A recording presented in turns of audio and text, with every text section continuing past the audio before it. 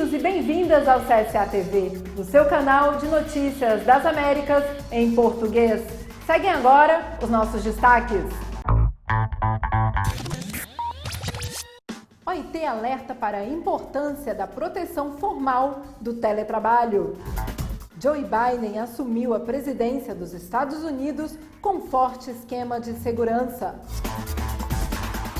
E a CEPAL expressa a necessidade de repensar o conceito de desenvolvimento e políticas econômicas na América Latina e Caribe. Na Guatemala, caravana de imigrantes a caminho do México é reprimida com violência. No Brasil, cresce a pressão para a abertura de processo de impeachment contra Jair Bolsonaro. Fiquem agora com o espaço editorial do CSA TV.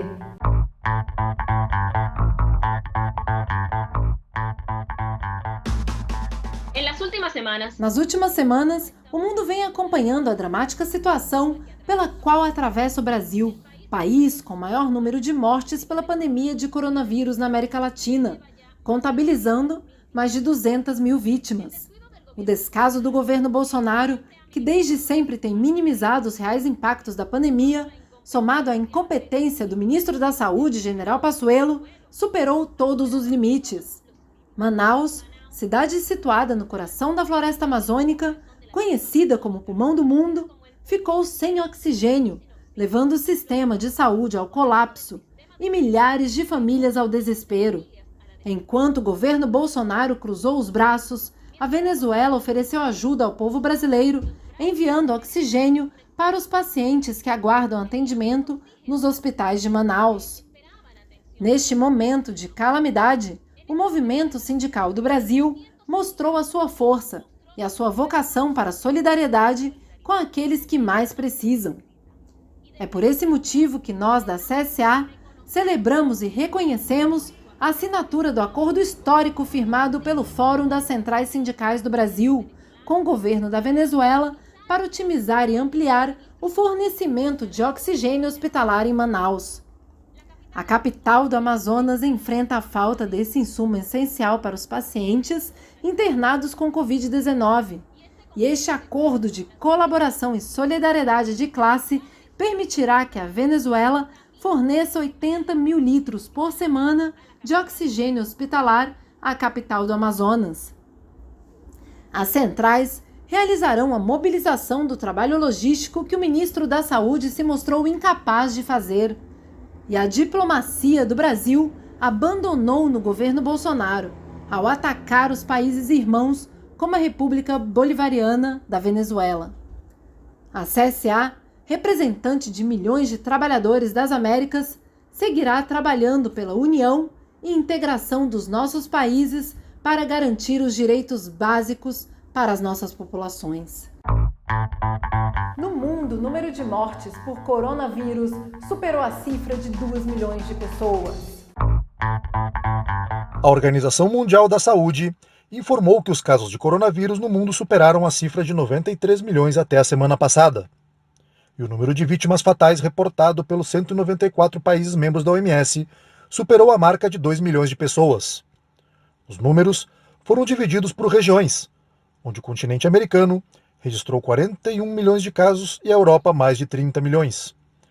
O Sudeste Asiático, que inclui países como a Índia, a Indonésia e a Tailândia, informaram 12,5 milhões de casos.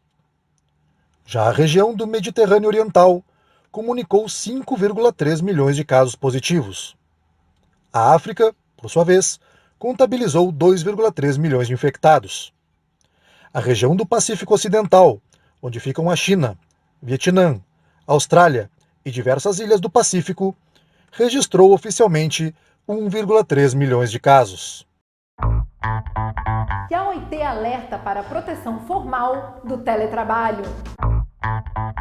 Segundo a Organização Internacional do Trabalho, os profissionais que atuam na modalidade de teletrabalho têm enfrentado maiores riscos de precarização. Estes, muitas vezes, trabalham sem contrato e possuem menor grau de acesso a direitos sociais, como reconhecimento previdenciário e menor proteção dos vínculos trabalhistas quando comparados aos profissionais submetidos às jornadas presenciais. Com base nesse cenário, muitos trabalhadores não debatem com seus chefes e empregadores sobre a possibilidade de migrar para o teletrabalho, por medo de perder o emprego ou de ter o seu salário reduzido. Acabam, assim, arriscando a própria saúde e de suas famílias no trabalho presencial em atividades que poderiam ser realizadas desde as suas casas. Para a OIT, parte da solução desses impasses passa pela formalização do teletrabalho. Durante a pandemia de Covid-19, o teletrabalho se disseminou nos setores públicos e privado, que vem se beneficiando com a economia gerada e o aumento do índice de produtividade. A falta de reconhecimento sobre os direitos dos trabalhadores, somada à falsa ideia de que trabalhar desde casa seria um privilégio,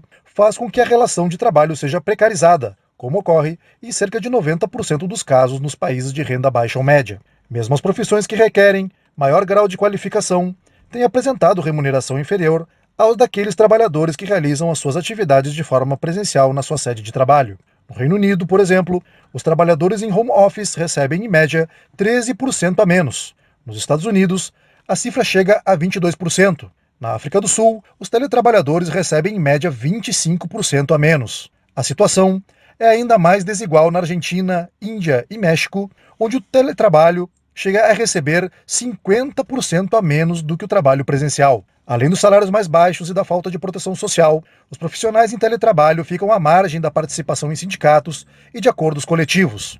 Antes da pandemia, a OIT estimava que 260 milhões de trabalhadores estavam em home office, 7,9% dos empregos no mundo. Desse total, 56%, ou 147 milhões, eram mulheres. Números que demonstram a necessidade de corrigir os rumos do futuro do trabalho para os próximos anos.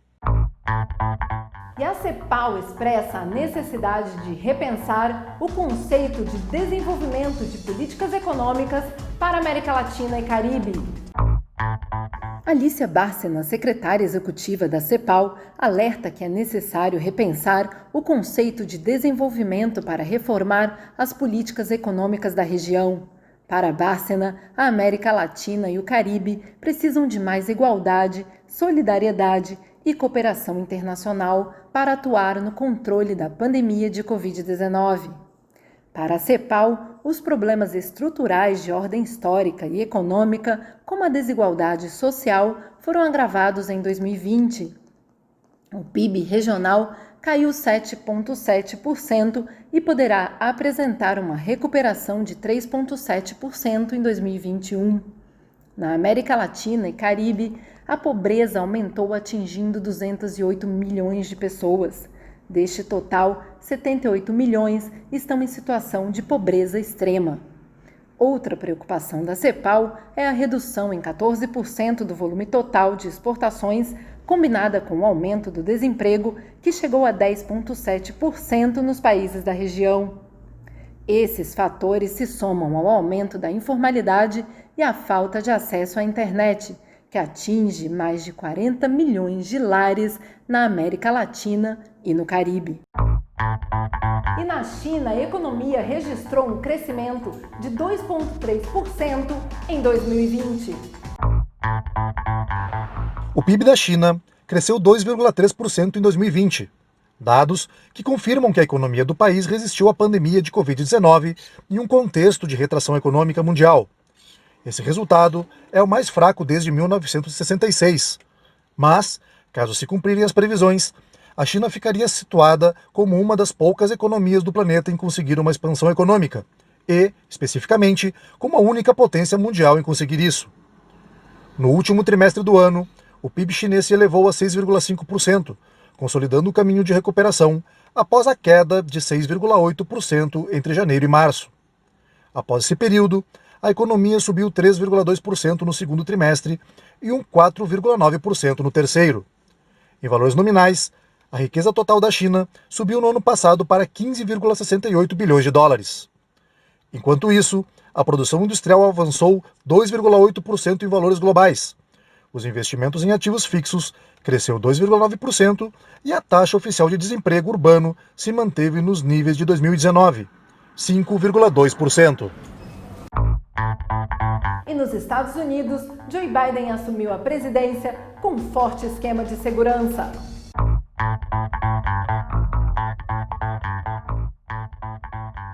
Em uma cerimônia solene marcada pela pandemia de coronavírus, em meio a um forte esquema de segurança, Joe Biden tomou posse como 46º presidente da história dos Estados Unidos.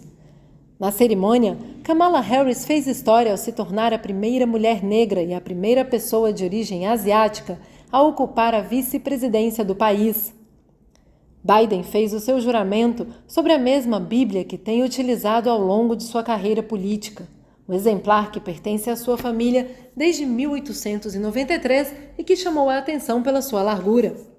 A posse colocou um ponto final nos turbulentos 4 anos da presidência de Donald Trump, que se tornou o primeiro presidente em 152 anos a não participar do ato de investidura do seu sucessor. Na cerimônia marcada pela participação dos ex-presidentes Barack Obama e George W. Bush, o hino nacional foi cantado por Lady Gaga.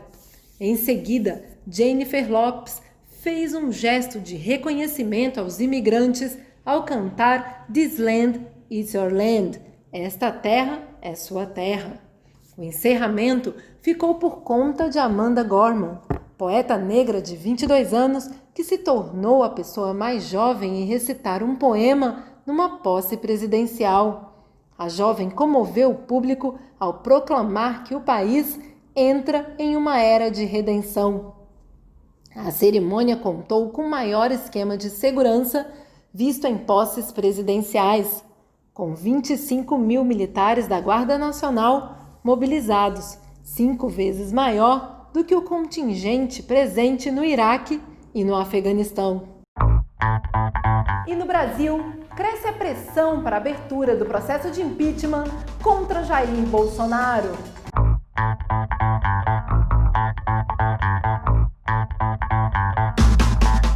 Com mais de 200 mil mortos pela pandemia de coronavírus, falta de oxigênio para pacientes em Manaus e sem qualquer mudança na postura negacionista do governo federal, cresce no Brasil a pressão pelo impeachment de Jair Bolsonaro. Em Brasília, manifestantes representaram outros milhares de cidadãos brasileiros espalhados pelo país que, desde as suas casas, têm realizado panelaços contra o descaso do governo. Durante o protesto na capital federal, a Anvisa aprovava a vacina contra o coronavírus. A vacinação se tornou objeto de disputa política entre governos estaduais e o Palácio do Planalto, dando início a especulações para as eleições de 2022. Após a primeira brasileira ser vacinada em São Paulo, Bolsonaro, que sempre minimizou a real gravidade da pandemia, declarou que, apesar da vacina, o imunizante é do Brasil e não de governos estaduais. O país é o segundo colocado em número de mortes pelo coronavírus, totalizando mais de 209 mil pessoas. E na Guatemala, a caravana de imigrantes com destino ao México foi reprimida com violência.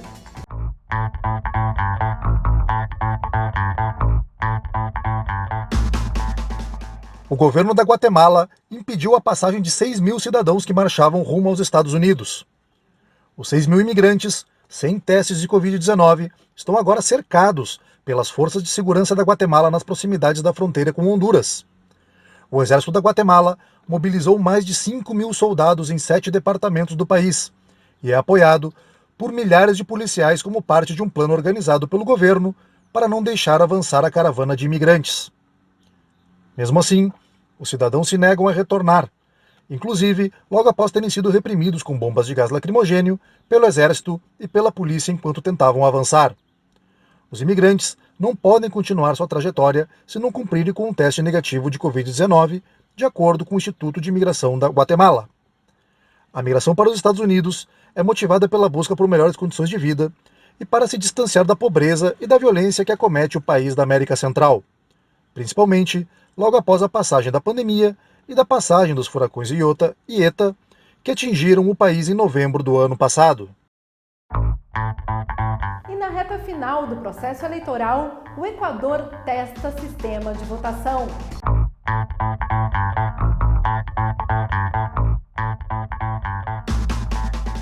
O Equador está na reta final da campanha eleitoral e, nesta semana, realizou uma simulação de votação, assim como o fechamento do último debate convocado pelo Conselho Nacional Eleitoral. A simulação foi realizada 21 dias antes das eleições nacionais, nas quais 16 candidatos procuram assumir a presidência do Equador. Nas eleições, também serão renovadas as 137 cadeiras da Assembleia Nacional e os membros do Parlamento Andino.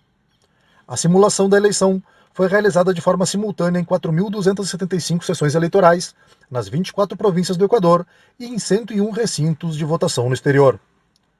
A experiência foi acompanhada pelo Programa das Nações Unidas para o Desenvolvimento, a Organização dos Estados Americanos e a Uniore, como observadores internacionais. Também participaram observadores eleitorais, coordenadores de mesas e delegados de partidos políticos. A simulação testou o funcionamento de componentes do sistema eleitoral, de transmissão e publicação de atas e resultados, incluindo o sistema de computação de escrutínio e resultados, o sistema integral de segmento móvel e o sistema informático para a contagem rápida, assim como o plano de riscos e contingências. E neste mês de janeiro, o Fórum Social será realizado virtualmente e com a participação do movimento sindical. A CSI e a CSA, juntamente às organizações sindicais da Europa e das Américas, trabalharão de forma conjunta e coordenada para reafirmar o compromisso do movimento sindical com o Fórum Social Mundial, que será realizado de forma virtual de 23 a 31 de janeiro.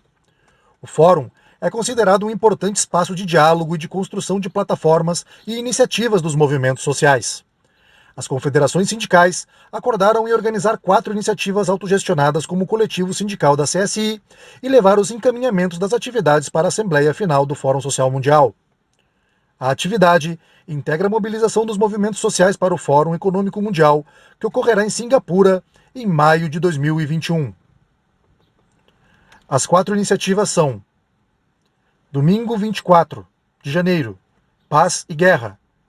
Terça-feira, 26 de janeiro, Novo Contrato Social. Quarta-feira, 27 de janeiro, ou quinta-feira, 28 de janeiro, Justiça Social. Sexta-feira, 29 de janeiro, Justiça Econômica.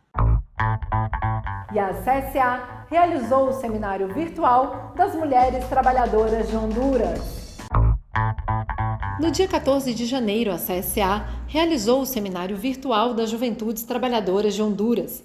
O evento debateu os desafios enfrentados pela juventude diante dos impactos da pandemia e dos desastres naturais ocorridos no país em 2020. Participaram do seminário Fanny Erazo, representante da CUT Honduras no Comitê das Mulheres Trabalhadoras das Américas, Lucia Virril, analista do Centro de Estudos para a Democracia, e Arax Majorga, coordenadora da Comissão Juvenil da CUT Honduras. O painel foi moderado por Nayeli Domingues, vice-coordenadora da Comissão da Juventude da CUT Honduras. Fanny Erazo falou sobre a situação das mulheres no país. Segundo ela, em Honduras não se reconhece que o trabalho doméstico é responsabilidade de todos os membros da família. O núcleo familiar é fruto da violência estrutural que vive o país e as mulheres que sofrem com os impactos físicos e psicológicos dessa violência estrutural. Para Lucia Virril, Honduras enfrenta uma grave crise econômica, principalmente pela queda das exportações. Segundo ela, os custos estão sendo pagos pela população e uma parte da dívida se deve à gestão autoritária da crise. Honduras está em um estado de total impotência estrutural e política, e a dívida física e emocional é paga pelos trabalhadores. Arax Majorga encerrou o seminário destacando que Honduras tem uma população muito jovem e, por isso, a juventude representa uma grande força política, social e produtiva. No entanto, os baixos índices de saúde e educação no país dificultam o desenvolvimento desse segmento da população. O seminário completo pode ser visto na página da CSA no Facebook.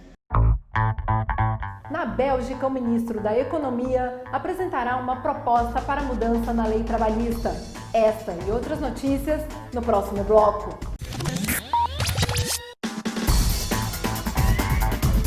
Na Bélgica, o ministro da Economia apresentará uma proposta de mudança na lei trabalhista para garantir a meia jornada aos trabalhadores que forem se vacinar. A medida buscará a colaboração de empresários e de sindicatos. O Fundo Monetário Internacional espera que a Argentina apresente um plano econômico de médio prazo. Segundo o FMI, a medida visa restabelecer a confiança e garantir a proteção dos mais vulneráveis. Nas próximas semanas, o FMI retomará as negociações com a Argentina para concretizar o programa financeiro após o stand-by vigente desde 2018. Legado do governo neoliberal de Maurício Macri. A central sindical PIT-CNT denunciou as manobras do governo uruguaio para acelerar a aprovação de uma reforma da Previdência no Uruguai. O curto prazo estabelecido para a análise da proposta é objeto de crítica pelos impactos que a medida poderia gerar no curto, médio e longo prazo. Ramon Ruiz, representante dos trabalhadores do Banco de Previsão Social, reconheceu o esforço da Comissão Oficial de Especialistas que analisou os detalhes da reforma. Ao mesmo tempo, alegou que a mesma comissão apresentou um parecer em apenas 2 meses de trabalho, sem realizar qualquer debate com os sindicatos e movimentos sociais. Para ele, a pressa para aprovar a medida evidencia a falta de diálogo e a transparência do atual governo para discutir uma reforma da Previdência Social que poderá afetar a milhares de cidadãos uruguaios. Cannabis medicinal e legalização do autocultivo. Essas são as reivindicações dos pacientes peruanos que sofrem de doenças crônicas.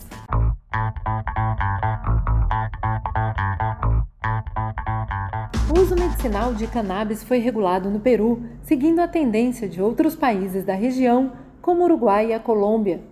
Mesmo assim, a distribuição dos medicamentos à base de cannabis segue restrito aos laboratórios e a comercialização dos insumos ocorre apenas em 3 farmácias de Lima, capital do país. Por esse motivo, um projeto de lei que tramita no parlamento peruano busca autorizar o autocultivo e o cultivo associativo com prescrição médica para garantir o acesso de pacientes e seus familiares. Em 2017, ano que foi aprovada a lei, o Peru teve uma vitória cultural, mas não foi suficiente para as pessoas com doenças crônicas, que seguiram recorrendo ao mercado paralelo para poder obter o cannabis medicinal. A atriz e ativista Francesca Brivio, que sofre de mastocitose sistêmica, conta a sua experiência e como a cannabis medicinal ajudou no tratamento de sua doença, chegando a substituir o uso de 32 comprimidos. Segundo ela, o uso da cannabis permitiu que pudesse relaxar, e o uso moderado não apenas ajudou animicamente, como também aliviou as dores provocadas pela doença crônica. Não havia me sentido tão bem em tanto tempo, disse Francesca. Alguns médicos destacam os efeitos comprovadamente benéficos da cannabis medicinal como ansiolítico, antidepressivo e anti-inflamatório. Especialistas em medicina endocannabinoide apontam que o uso tem eficácia para pacientes com glaucoma, mal de Parkinson, epilepsia refratária e fibromialgia. Francesca Brivio e a Federação de Cannabis Medicinal Peruana incentivam desde outubro de 2020 a aprovação do novo projeto de lei no Congresso para permitir o autocultivo e o cultivo associativo com fins medicinais. A lei continua tramitando no Congresso enquanto os pacientes aguardam pelo acesso a tratamentos com eficácia comprovada no alívio de suas doenças crônicas, superando antigos preconceitos. Sou Carol Coelho, desde a sede continental da CSA em Montevidéu, no Uruguai. Muito obrigada por nos acompanhar.